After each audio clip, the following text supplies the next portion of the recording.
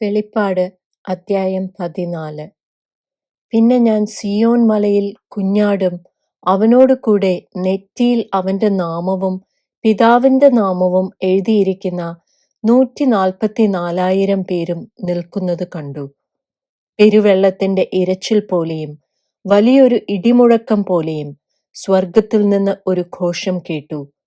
ഞാൻ കേട്ട ഘോഷം വായണികന്മാർ വീണ മീട്ടുന്നത് പോലെ ആയിരുന്നു. അവർ സിംഹാസനത്തിനും 4 ജീവികൾക്കും മൂപ്പന്മാർക്കും മുമ്പാകെ ഒരു പുതിയ പാട്ടുപാടി. ഭൂമിയിൽ നിന്ന് വിലയ്ക്ക് വാങ്ങിയിരുന്ന 144,000 പേർക്കല്ലാതെ ആർക്കും ആ പാട്ട് പഠിപ്പാൻ കഴിഞ്ഞില്ല.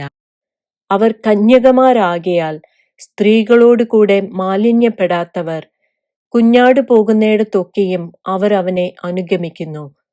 അവരെ ദൈവത്തിനും കുഞ്ഞാടിനും ആദ്യ ഫലമായി മനുഷ്യരുടെ ഇടയിൽ നിന്ന് വീണ്ടെടുത്തിരിക്കുന്നു. ഭോഷ്ക് അവരുടെ വായിൽ ഉണ്ടായിരുന്നില്ല. അവർ കളങ്കമില്ലാത്തവർ തന്നെ. വേറൊരു ദൂതൻ ആകാശമധ്യേ പറക്കുന്നത് ഞാൻ കണ്ടു. ഭൂവാസികളായ സകല ജാതിയും ഗോത്രവും ഭാഷയും വംശവും ആയവരോട് അറിയിപ്പാൻ അവന്റെ പക്കൽ ഒരു നിത്യസുവിശേഷം ഉണ്ടായിരുന്നു. ദൈവത്തെ ഭയപ്പെട്ട് അവന് മഹത്വം കൊടുപ്പിൻ. അവന്റെ ന്യായവിധിയുടെ നാഴിക വന്നിരിക്കുന്നു.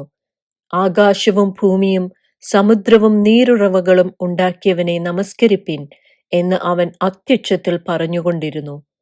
രണ്ടാമത് വേറൊരു ദൂതൻ പിൻചെന്ന് വീണുപോയി തന്റെ ദുർനടപ്പിന്റെ ക്രോധമദ്യം സകല ജാതികളെയും കുടിപ്പിച്ച മഹതിയാം ബാബിലോൺ വീണുപോയി എന്ന് പറഞ്ഞു.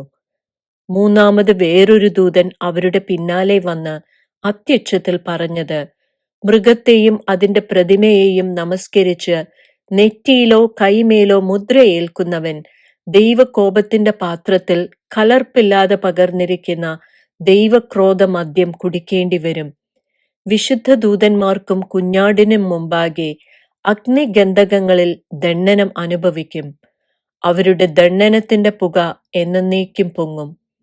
മൃഗത്തെയും അതിന്റെ പ്രതിമയെയും നമസ്കരിക്കുന്നവർക്കും അതിന്റെ പേരിന്റെ മുദ്ര ഏൽക്കുന്ന ഏവനും രാവും പകലും ഒരു സ്വസ്ഥതയും ഉണ്ടാകയില്ല.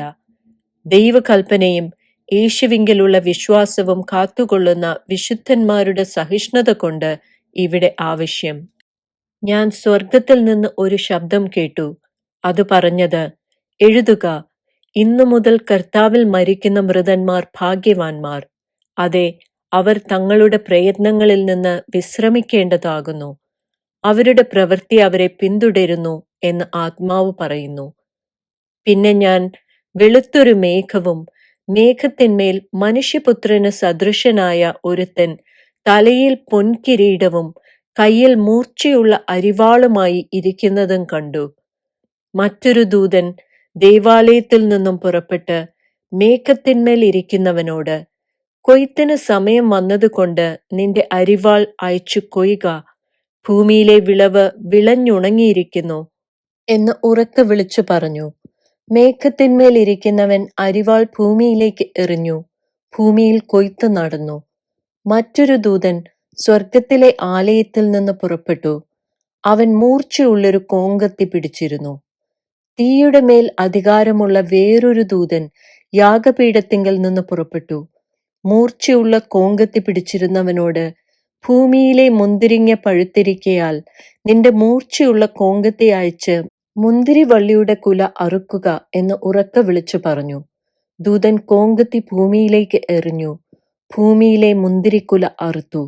ദൈവകോപത്തിന്റെ വലിയ ചക്കിൽ ഇട്ടു. ചക്ക് നഗരത്തിനു പുറത്തു വെച്ച് മെതിച്ചു. ചക്കിൽ നിന്ന് രക്തം കുതിരകളുടെ കടിവാളങ്ങളോളം പൊങ്ങി 200 നാഴിക ദൂരത്തോളം ഒഴുകി.